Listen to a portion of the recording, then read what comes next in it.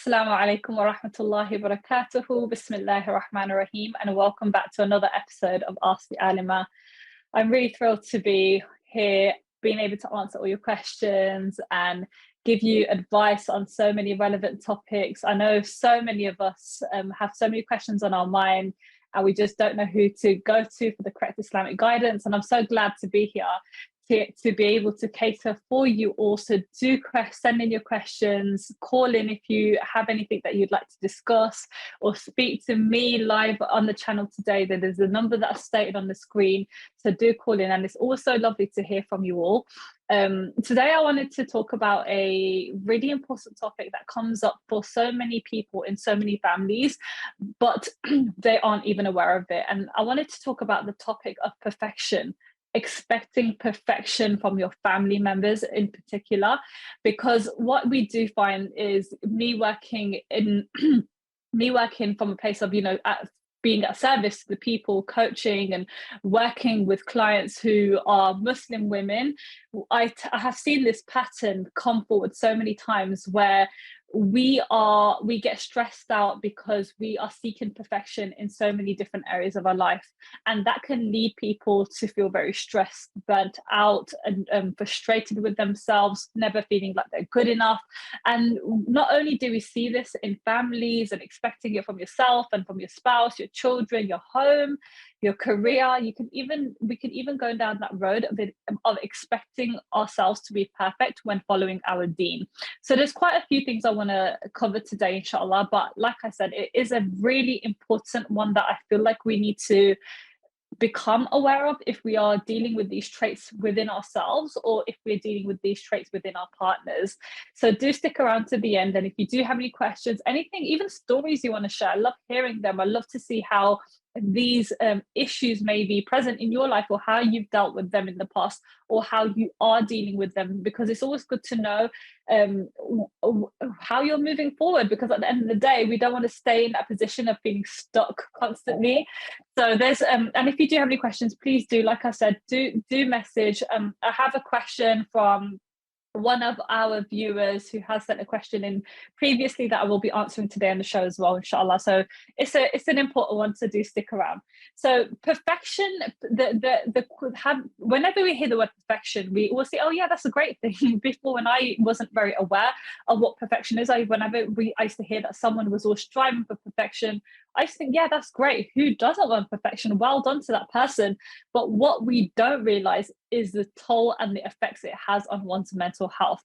Now, I can tell you so many areas in which a Muslim woman may be striving for perfection, because at the end of the day, I want you to be able to recognize these signs in yourself, so that if you are struggling with something like perfectionism, then you know the correct ways to go about it.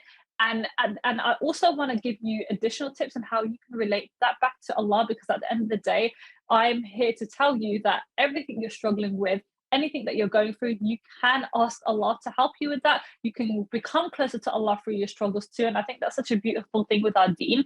Anything we're struggling with, whether it's a physical illness, or whether it's a struggle, a mental struggle, a physical struggle, a family struggle, financial struggle, we know we have Allah there, and Allah does not expect perfection from us, so we shouldn't be expecting that from ourselves. So let's go to the first thing that comes up for a lot of mothers, especially.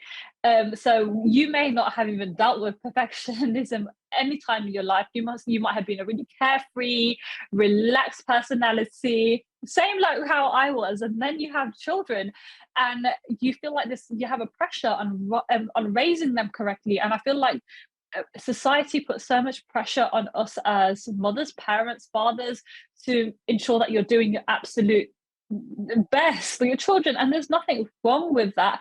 But I sometimes do feel like, with the exposure to all of these amazing parenting classes that we have, we're going out, we're seeing more people, we're seeing mothers, and we're trying to keep up to date with everything. Have you sleep trained your child yet? Have you done this for your child yet? Are they attending these classes?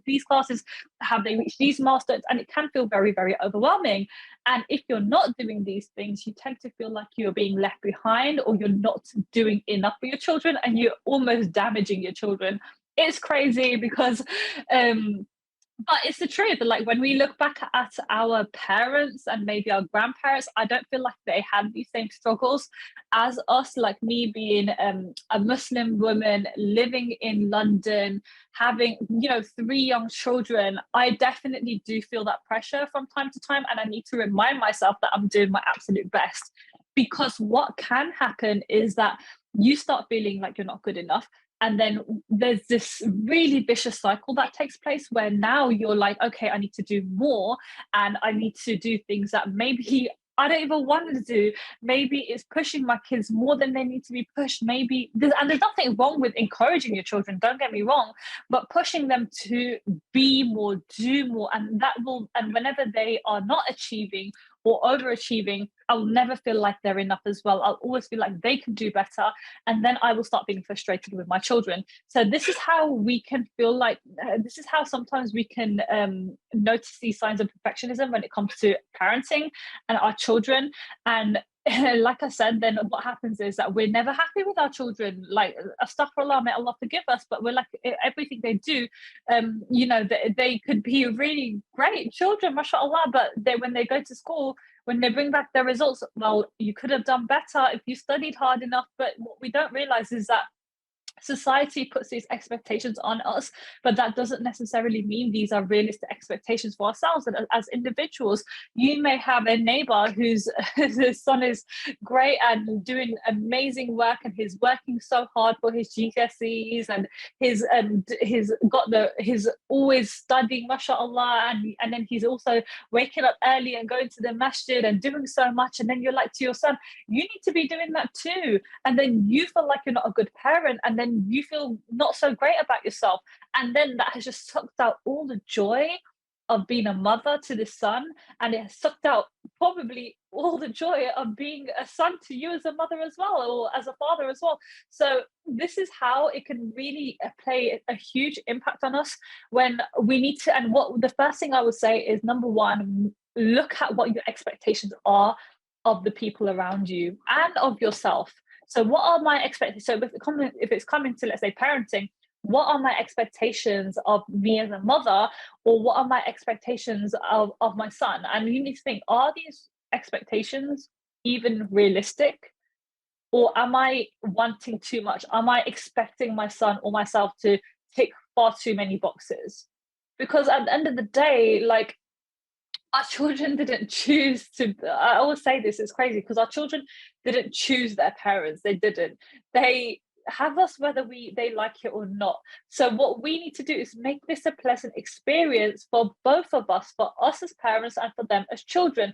And yes, parenting will have its ups and downs, but understanding what your expectations are and managing them accordingly, because you may have expectations of somebody and they cannot live up to them. You know, it's like me telling my 4-year-old son that I expect him to make his bed every single morning and brush his teeth as soon as I wake up. But I expect that from him, and I would love that from him. But I know that another 4-year-old may be able to do that. But my son in particular, he wakes up and the first thing he wants to do is play with his dinosaurs, play with his toys, play with his cars. Now, if I get angry with that because he wasn't being an obedient child, or he wasn't listening to me, and I'm getting stressed out and angry with him, but then I need to see, was he even able to do that? Maybe I was expecting too much from this 4-year-old, or maybe this 4-year-old wasn't the same as how my daughter was when she was 4. So managing your expectations accordingly, depending on who you are talking to, and understanding that you may need to adapt those expectations at times, and that doesn't make you a failure. It's like, for example, like, I know that my daughter growing up, like, you know, she's 6, mashallah, but she is quite shy. She's shy, and it means that sometimes I'd like her to go to places and talk to people, but I expect that I kind of had that expectation. So when she didn't, it would make me feel frustrated. But understanding now that this isn't something that I should be expecting of her, because maybe that's not something that is her area, where one of her strengths. So like I said, we really have to look at the situation and manage our expectations. Maybe she doesn't want to go up to the auntie or the uncle and give him a hug and and a kiss and a salam and have a good conversation with them. But that doesn't mean she will never do that. And being gentle with her and coming from a place of compassion and kindness is important. And I feel like as children get older, we have, we have different expectations from them, and sometimes perfectionism can kick in even later on. It could be when your children are studying, when they're looking for marriage, when they're finding a job, when they're settling down, buying their first home. It can creep up anywhere, and we need to understand that our expectations and their expectations may be completely different, and we can guide them, and we can always be that shining light for them, where we can say, okay, I'm going to guide you, because at the end of the day, as parents, we have they should be having respect for us, but they will only respect us fully like we should be respected when we put ourselves in a respectable position. But if we are constantly fighting them, constantly being at resistance with them, then it's going to be a huge struggle for everybody in the home. And this is why we have so many children that don't go to their parents and open up, that don't feel that comfort in their homes, and then they spend ages just locked away. And I'm not blaming parents for this, I'm really not, because we have enough blame and shame on parents as it is already. But I'm saying we need to create safe spaces in our home. We need to create safe spaces in our heart as well, so that our children don't feel like, oh, well, if I go to my parents with this problem, then they're going to say it's your fault anyway, because you didn't do this and you didn't do that. So sometimes taking a step back and this is obviously, like, I'm sure there's many parents out there that are listening to this that have had many more years of experience in being a mother or a father, and you may be thinking, well, why should I take advice from you? But I'm saying this because I've also been a daughter. I'm also a daughter, and I'm also a mother, and I've also helped women in these situations, parents and families in this situation. And the moment you stop feeling like you're in control of absolutely everything, and if you're not controlling every single thing in your life, whether that's your children, your son, your daughter, everything, you're not controlling everything and making sure that they are trying to get everything done according to your standards, then if you're doing that, then you're gonna feel tired, you're gonna feel burnt out, and you're not gonna be any fun to be around. And I'm not saying you have to always be that fun parent, because you're gonna have to be that parent who puts the foot down as well. But being able to have fun with your children and being able to enjoy them is far more than them being in competition with everybody, with them trying to be something more constantly and feeling like they're never good enough, because we don't want to do that. We don't want to, it's stressful as it is. And I know parenting is a stressful situation, but inshallah, after the break, I'm going to talk more about how perfectionism can affect a relationship between a husband and wife. So if you do have any questions, anything you'd like to share, please do call in, send us a message. I always absolutely love to hear from you all, because it's just so insightful hearing what's going on in your homes, and understanding how I can help you further, inshallah, because I love being here. I love talking to you about all these topics, and I love giving you skills that you can then implement in your life, inshallah. So I will be speaking about the relationship between a husband and wife after the break, and I hope that you have all benefited from this so far, inshallah. I shall catch you all after the break. Assalamu alaikum wa rahmatullahi wa barakatuhu.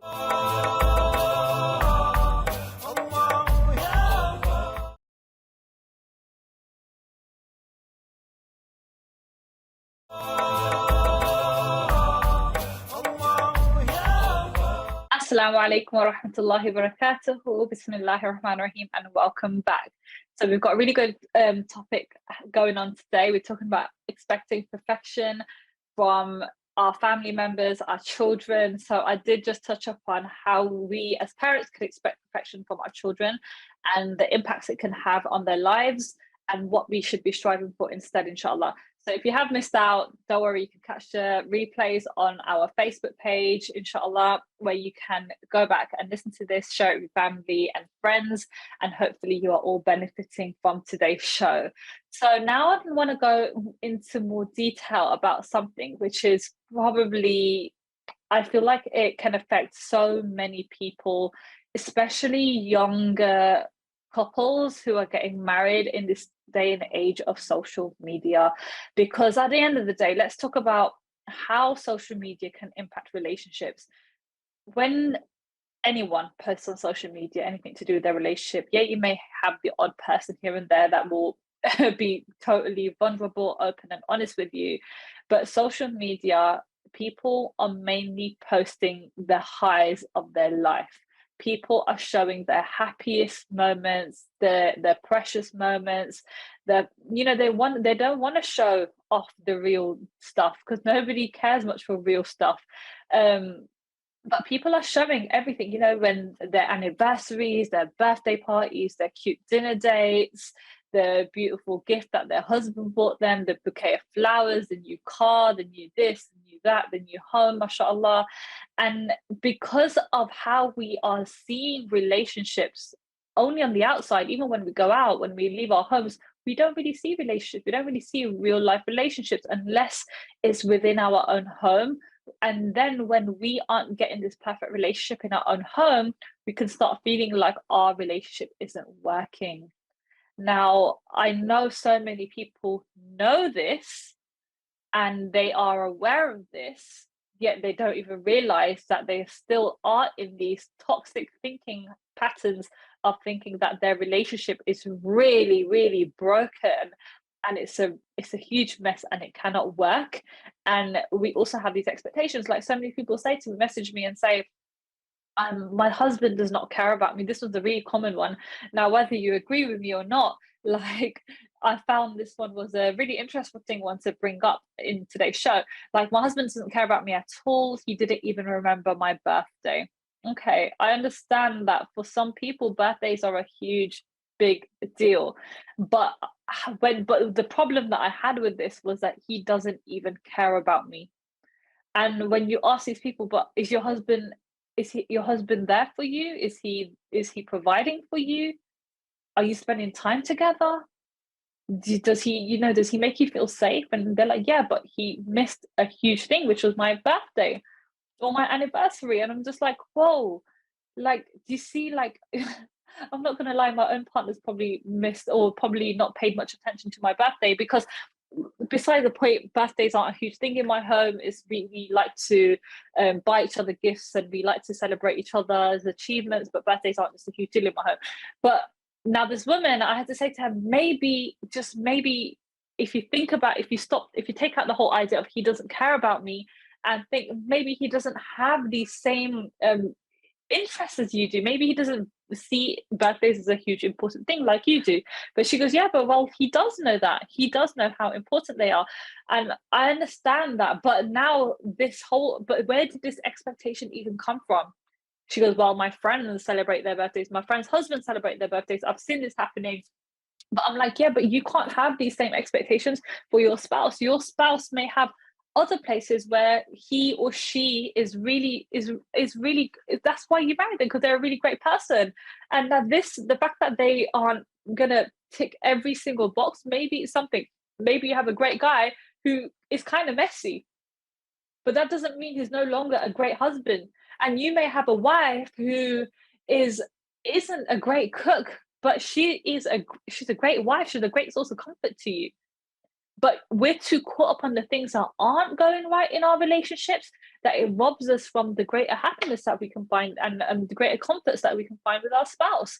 So we have so many of these situations, like sometimes have to think, where did I even have this expectation? Where did it come from?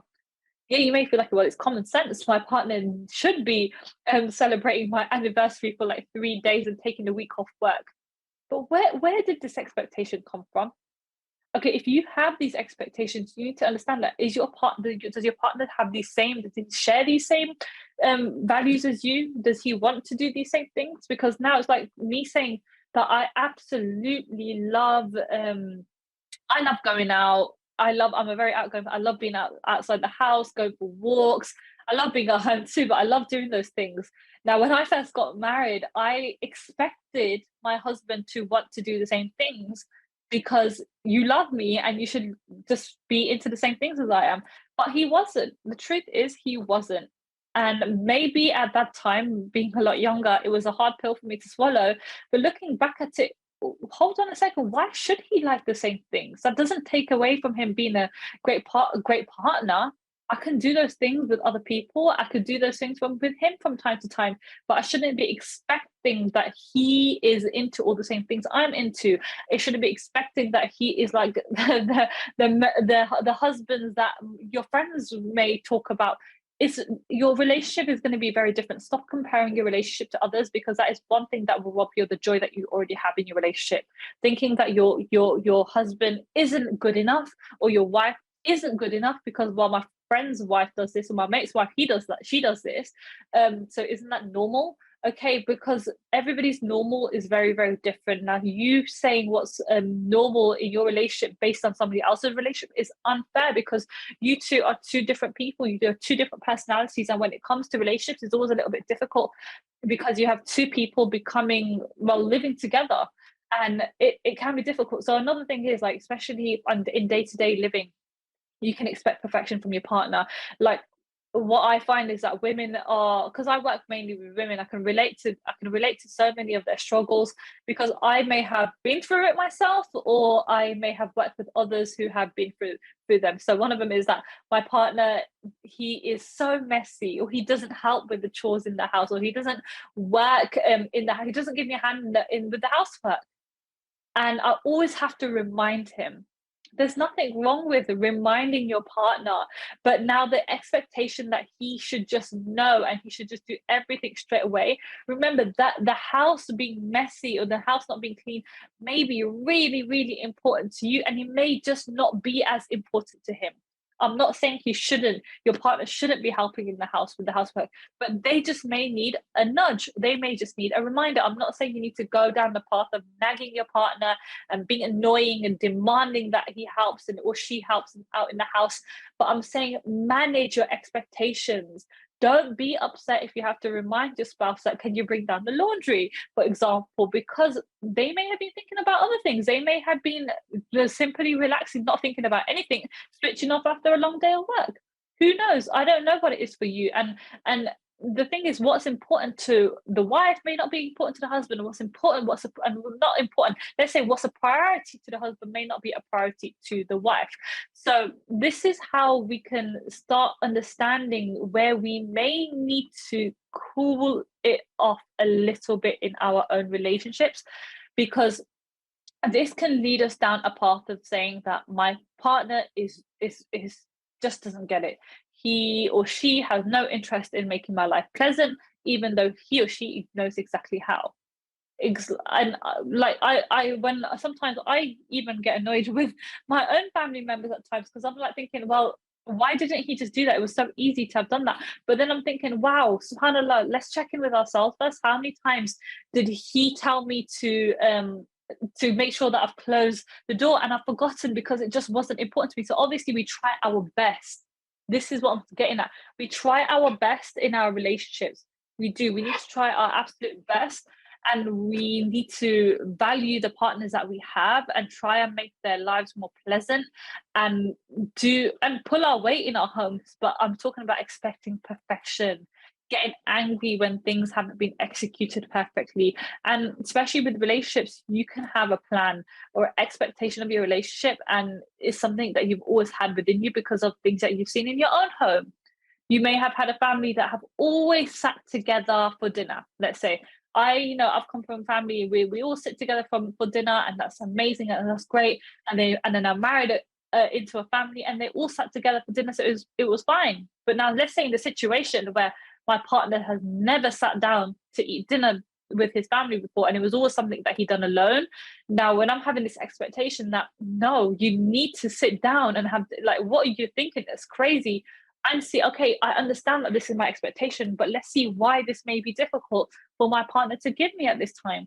Let's see that. Let's see why that is first. Now, can I communicate the importance of this for me?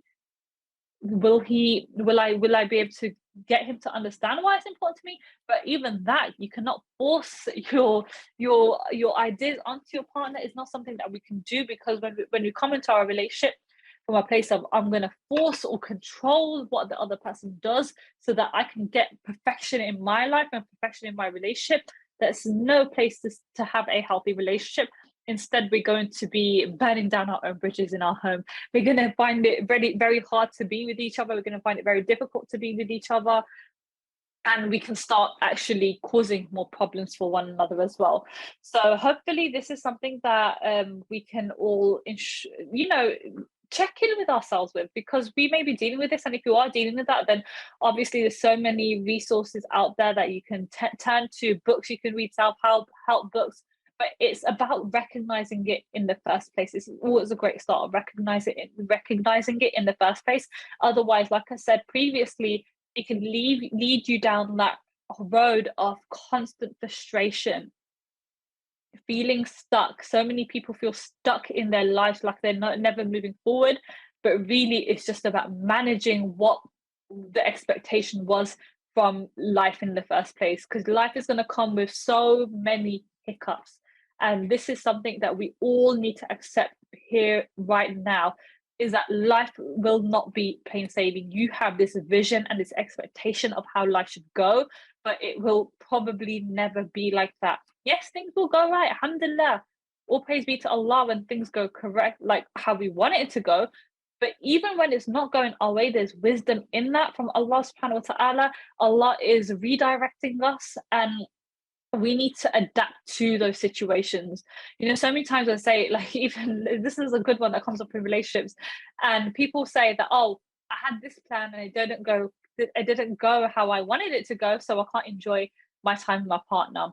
Or something happened, or his mom came down, his dad came down, or my sister came over, and now I can't have fun with my partner, I can't enjoy my partner. I'm saying, why are you doing that to yourself? Allow hiccups to happen, allow things to change, allow plans to change. I know for some people this is harder because people love to know exactly what's happening, have control over the whole situation, but also be open to adapting to situations and be okay with saying, I can embrace this. I can still have a good time despite what's going on. That doesn't mean that because plans have changed, I've been robbed of something.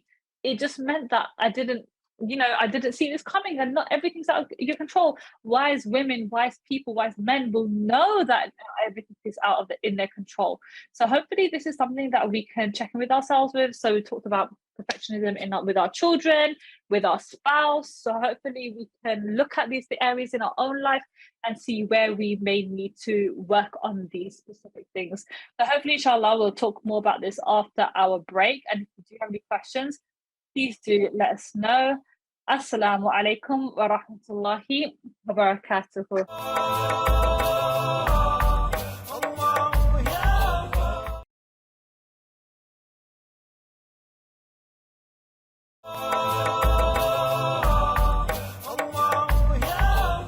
Assalamu alaikum wa rahmatullahi wa barakatuhu. Bismillahir Rahmanir Rahim, and welcome back. Hopefully you've all been benefiting from today's show. We are talking about a lot of things that do come up in so many homes. It's unbelievable. And understanding how you may actually be the problem. I'm kidding. You're not the problem, but we do need to take responsibility for ourselves at times, because in our lives, when things aren't going our way, we're getting frustrated. We can shift the blame onto others around us. We can shift the blame on our children, our spouse, our home, our this, our that. I don't have enough. I know if I had this, then things would be different. But often, what we do need to do instead of that, most of the time, is look within ourselves and see what role do I have to play in this situation, and how can I make my own situation better? And that's the honest truth, because at the end of the day, we can't control everything in our lives. We can't control every single aspect of our lives, and letting go of that control and understanding that at the end of the day, Allah has ultimate control over everything, and the only thing that we can control is the responsibility that we take over ourselves, and that is how we react to situations, how we act in situations, how we think about situations. So hopefully by the end of this episode today, we can all check in with ourselves and understand what we may need from ourselves first before we expect things from others. Now, there are times in our life where so I've been talking about perfection for those of you who haven't caught the rest of the episode, and if you do if you feel like you may be struggling with signs of, like, you have signs of perfectionism inside you, then do look back at the rest of the episode. It will be on our Facebook page, inshallah, and you can leave your comments, let us know what you're struggling with. You can tell us your insights, your journey with perfectionism, how you've overcome it, because it's always great to hear from you, and it's always great to understand how other people can feel empowered even from this state. So when we expect it from ourselves, so I've talked about it with children, I've talked about it how we can come up with our spouse, but a lot of the times when we are expecting these things from others, it is because we're expecting that from ourselves as well. So we feel like we're constantly in that state of, I could do better, or I'm not going to be happy unless this is perfect. And this is what we're expecting from ourselves, and it's not fair on ourselves. Allah subhanahu wa ta'ala does not expect perfection from us. So why are we expecting that from ourselves? Now, a big concern is that when it does come and it does affect how we worship Allah as well. Now, we see this in so many homes, so many people are struggling where they stop practicing the deen. They completely stop because it was too difficult for them. Now, yes, Allah has sent the Prophet sallallahu alaihi wasallam, Allah has sent clear guidance, but Allah does not expect perfection from us.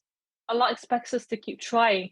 That's why so many things, like understanding the importance of asking for forgiveness is so important, which I will get into shortly. But you see so many women, let's say, because I see this and it's so sad, but it's so common, that say, I stopped wearing the hijab because it was far too difficult, or something that wasn't for me because I just couldn't do it right. So sad, because whenever women are wearing a hijab, they're always told, well, that's not done correctly, or well, how is that hijab if you're doing this, or you're wearing that, or you're wearing this this is how you're tying it. And at the end of the day, what we don't see is that people are doing their best. People are doing what they can in that moment.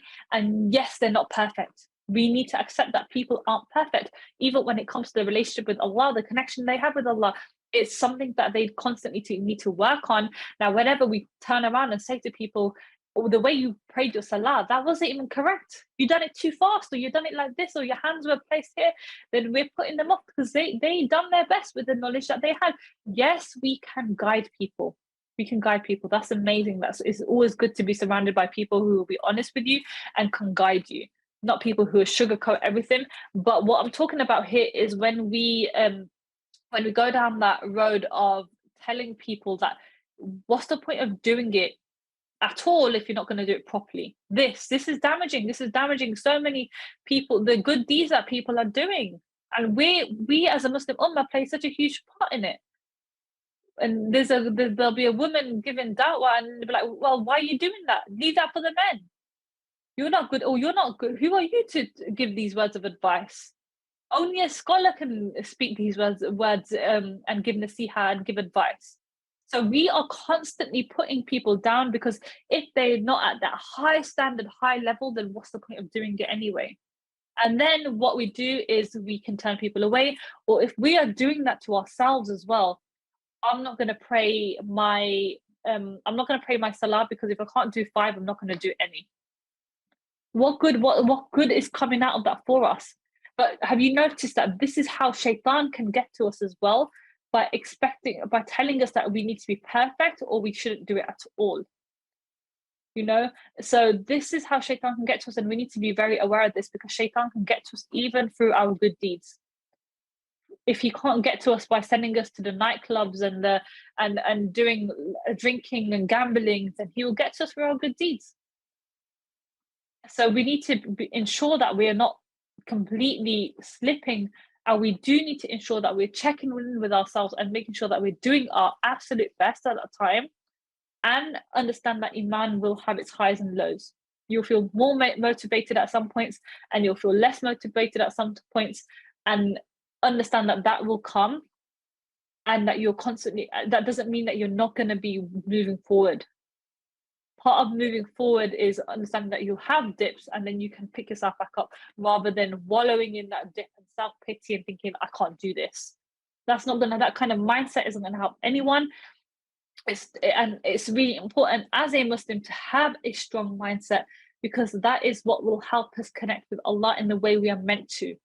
Like I said, Allah's not expecting perfection from us. Allah loves it when we ask for forgiveness. Allah loves it when we turn to Him and show our weakness, because at the end of the day, Allah already knows that we're weak. Allah knows that we're going to struggle with certain aspects of the deen. That's the beauty in it. The fact that we're going to struggle. If it was meant to be easy, like the way it is for the angels, like the angels were created to worship Allah. And that's all they do. All they do is worship Allah. They are so pure. Yet from amongst Allah's creation, are the angels more beloved or humans, because Allah knows we're going to struggle, yet we're going to try anyway. And when we can understand that there is so much beauty in that, then we will no longer feel demotivated and put off by following the deen. And if you are a person who's expecting perfection from everybody, then please understand that you need to maybe focus on your own journey to Allah and guide people in a way that's not going to put them off. Kind words. Celebrate people for how far they've already come. That's it, like the brother who's advising that sister on how she should be covering herself. How do you know that that this may not have been the first day she was wearing hijab? How do you know that she may not have been struggled and maybe she finally had the courage to put it on, and now you come with harsh words and saying, I can see a strand of your hair. What's the point of wearing that much makeup if you're going to wear hijab? What's the point of that? Do you see these kind of things will just knock people backwards, and you will be held accountable for that? That's the truth, because we need to take responsibility. Yes, we need to be kind to ourselves. Yes, we need to be more forgiving with ourselves as well. But you're also going to be held accountable, because now you know it's important that we recognize this. And yeah, we may have good intentions, and obviously Allah will always look at your intentions first and foremost. But we want to help our ummah become stronger and more and closer to the deen, instead of us discouraging, demotivating, and our ummah falling apart. We're not going to get anywhere. We're already so divided and disunited, and we need to come together by encouraging the good. And that also means recognizing when you are seeing somebody trying. Don't dismiss people's efforts because it's not to your standard. It's unfair, and it's not fair on them, and it's not fair on yourselves as well. So hopefully that is something that we can check in with. Like I said, all of these reminders today, they're simply things that we can check in with ourselves and think, where am I at here? What area do I need to work on? And we need to take the shaming and the blaming out of it. There's no point shaming ourselves and blaming ourselves and saying, oh, I've messed up. You know, this is why this is why my family's like this. This is why my spouse is like this. I've done so much damage. No, you haven't. That's the beauty of life. We're constantly learning. We're constantly evolving in our relationships, in our connections, in our relationship with Allah, with our deen. We're constantly learning. We're constantly moving forward. And this is why it's important to surround yourself with reminders, because at the end of the day, reminders are what we need. Humans, we're forgetful. We are so forgetful and we'll forget. And that's why it's important to surround yourself with the reminders where we are reminded to do better. Now, when people do tell us to do better as well, don't get so defensive. We don't need to get so defensive. And because we can always make it about us, or you know, you don't know what's going on in my life, don't tell me anything. Maybe that person who said something to you is deep down maybe something that you needed to hear, and the reason why you're getting defensive is because you don't want to hear it, or we don't want to accept it. And if a person comes with good and you don't like them, you don't need to like everyone who gives you good advice. Take the good from people, and you don't need to like every single part of every single person to benefit from them. You just need to benefit from the good in people and pray for people. Pray for our brothers and sisters around the world, inshallah, because honestly, in this day and age, it's a struggle. I'm here because, like I said, I have a huge respect for people who want to become stronger in their deen, no matter who they are. I don't care if you've never prayed a single salah in your life, but you have that inclination to pray a salah or wake up one day for Fajr and you have that in your heart. I still have respect for that person, because in a day of age where there's so much haram, there's so much fitna, the shaitan can get to us so easily. so easily, and simple parts of being a Muslim, like praying a salah, has become something that's become so praiseworthy, and it's something that's become so uncommon. When you hear that a brother or a sister prays 5 times a day, it's like, wow, mashallah. But that's what I'm saying. Like, we're in a day and age where haram is everywhere, where shaitan is everywhere. Shaitan is literally attacking us left and right, back and center. And it's really important that we protect ourselves and we protect the good that people do, instead of ruining it for them. So I hope this can help you. And I know and do you know what? This is especially for us when we're dealing with our closest as well, our closest and our dearest. It's really important that we're constantly being the one in our families who are encouraging, because that will have a knock-on effect. It will have a knock-on effect. The goodness that we put out into the world will only come back for us, inshallah. And we do need to try our absolute best, but let go of expectations of things being perfect. So hopefully this is something that, like I said, honestly, there's no point me giving you these reminders if you're not going to use them to change areas in our life or work on areas in our life. Now, obviously, like one of the things that I found, which is a little practical tip I want to give you, instead of focusing on everything, focus on one area in your life that you really want to focus on, that you really want to work on, that you really want to improve on.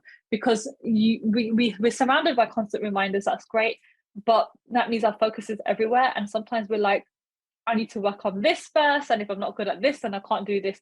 Focus on a couple of areas in your life right now that you really want to work on, especially the deen, especially your connection with Allah. At least let there be one area, one part of your life that you're focusing on that will make you stronger in your iman, because everything else has our attention these days. Our career, our education, our children, our spouse. Let it be that our connection with Allah is at the top of that list. And this is a reminder for myself as well. This is just a reminder that if our focus is hugely scattered at the moment, then bring it back to that, because truly, without doubt, you will find success when we know that Allah is on our side, when we are worshipping Allah how He wants to be worshipped, when we are going out of our way to make Allah happy. When we go out of our way to make Allah happy, He will take care of us.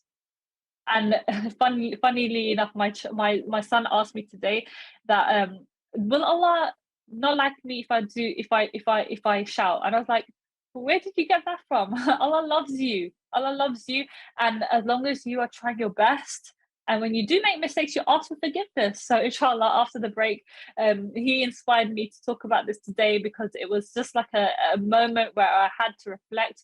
SubhanAllah, we can get reminders from even young children if we allow ourselves to.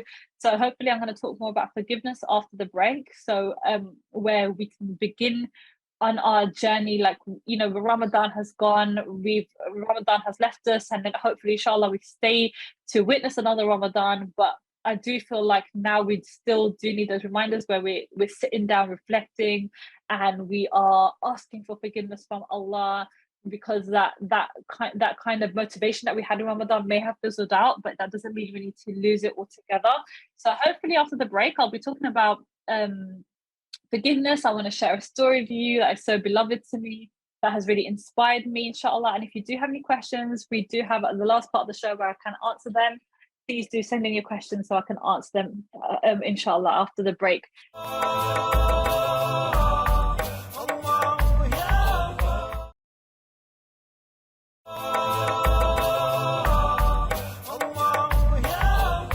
Assalamu alaikum wa rahmatullahi wa barakatuhu, and welcome back. So I want to end today's episode with forgiveness, the important topic of forgiveness, because like I said, Ramadan has gone and we may be feeling that dip in motivation to work on our spiritual self.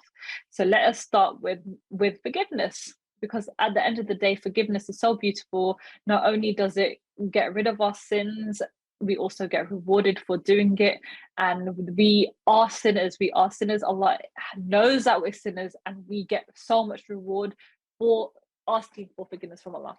So a story comes to mind which I've been meaning to share with you all for so long. So many of you must have heard of it already, but it's always nice to hear it again, because every time I hear this story, it brings something for me, it's really important that we, even if we've heard something before, that we think about it and we reflect on it and think, how can this apply to my life today? So, and it's Musa alayhi, a story from the time of Musa alayhi salam, when there was a terrible famine that had occurred and there was no rain. Now, Musa alayhi salam was making dua, his people were making dua to Allah, like, Allah, give us rain, give us rain. And the rain just simply was not coming. And it was so hot, the people were really struggling. Musa alayhi salam's people were really struggling. And Musa alayhi salam was praying and he goes, like, Ya Allah, why? Like, why is there no rain when I'm praying to you? And Allah had informed Musa alayhi salam that, oh Musa, the reason why I have not given you any rain is because from amongst you there is somebody who has been disobeying me and who has constantly been disobeying my commands for 40 years. So amongst Musa people, there was one man who had been disobeying Allah and challenging Allah with his disobedience for 40 years. So after that, Allah informed Musa that if this person stands up and this person stands and comes forward and asks for forgiveness, then I will send down the rain. So Musa alayhi salam turned to the people and said that there's somebody from amongst you that has been disobeying Allah and needs to ask for forgiveness. And obviously nobody showed up, nobody put their hands up, nobody said yeah it's me. But then there was one man from amongst these people that he knew was him, and he knew that if he wasn't going to stand up and ask and say own up to what he'd done and ask for forgiveness, then everybody will suffer. People, they were going to die. It was so hot and there was no water. So this man, he turns to Allah. So he looks around, he knows that nobody else is going to step up. So so what he does is that he doesn't want to be humiliated. As humans, we're so afraid of humiliation for obvious reasons, and it's important that we don't expose our sins. So this man, he turns to Allah. He turns his heart to Allah and says to Allah that he asked for forgiveness. He asked for forgiveness from Allah subhanahu wa ta'ala, and Allah sends down the rain. SubhanAllah, Allah sends down the rain. Now Musa alayhi salam is confused, thinking, why did Allah send down the rain if that person didn't come forward and admit to what he had done and ask for forgiveness? And Allah says to Musa alayhi salam that I have concealed this man for 40 years. Now, when he asks for forgiveness, I will not expose him now. So Allah protected this man and he also sent down the rain. But that just shows how beloved the act of forgiveness is to Allah subhanahu wa ta'ala. So it's amazing what repentance can do for our soul. It's a place to start. No matter who you are, no matter what you've done, just know that Allah subhanahu wa ta'ala wants to accept your repentance as long as it is sincere and you're doing it from a place of, I don't want to commit this sin again, and I really am serious about not committing this sin again. It's really important that even whatever our intention is, get into a habit of saying the words astaghfirullah, Allah forgive me, because after every salah, whilst you're walking, whilst you're sitting down, whilst you're doing absolutely nothing, these words are so easy to say, yet they are so powerful, and they can really, instead of us thinking constantly like, I'm not good enough, I can't worship Allah well enough, and I'm not perfect enough to worship Allah, instead astaghfirullah, because I promise you Allah will open up doors for you. Allah is merciful, He's so forgiving. He will open up doors for you should you want them to be open and should you ask Him. I promise you, Allah can work in mysterious ways, and we don't understand how Allah works, and we don't need to, because Allah is so powerful and He takes care of us, and He takes care of us in ways that we can't even imagine. So thank you all so much for listening today. I hope you have benefited. Share it with your family, your friends, and hopefully this is something that you can implement in your life and benefit from continuously. Inshallah, keep me in your prayers, and I shall catch you all next week with something new to teach you all and talk about with you, inshallah. Assalamu alaikum wa rahmatullahi wa barakatuhu. Allah, ya Allah.